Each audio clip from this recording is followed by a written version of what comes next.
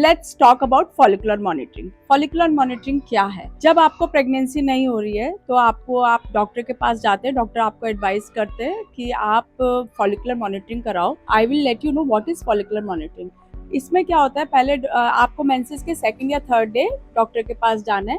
Ultrasound prescribe किया जाएगा जिसमें आपका बेसलाइन, हम एग्स का साइज चेक करते हैं कि ओवरीज में आपके कितने फॉलिकल्स हैं, एंड आपके अंदर की यूट्रस की लाइनिंग चेक होती है। And then add a medication कि हम एग बनने के साथ साथ आपको दवाई देते हैं। एंड इन फॉलिकुलर मॉनिटरिंग हम आपको हर 3rd to 4th डे बुलाते हैं और चेक करते हैं कि आपके एग्स कैसे बढ़ रहे हैं या आपके फॉलिकल कैसे ग्रो कर रहे हैं। सो आपको पता होना चाहिए पर डे 1 to 2 mm का फॉलिकल ग्रो करता है और एक टाइम पे एक most of the time single ovary से ही एग बनता है। अगर इस मंथ आपकी ओवरी ने राइट साइड से एग प्रोड्यूस किया है तो नेक्स्ट मंथ लेफ्ट से प्रोड्यूस करेगी। अगर दोनों तरफ एग प्रोड्यूस होते हैं तो may be chances of twin pregnancy is there. So every 3rd 4th day हम पेशेंट को बुलाते हैं और फॉलिकुलर मॉनिटरिंग होती है। सो जब आपका एग का साइज 18 to 20 mm हो जाता है तो हम एक इंजेक्शन लगाते हैं जो एग रिलीज का इंजेक्शन बोला जाता है या ट्रिगर बोलते हैं हम लोग अपनी लैंग्वेज में, जिससे एग्स जो है आपकी ओवरीज से निकलते हैं।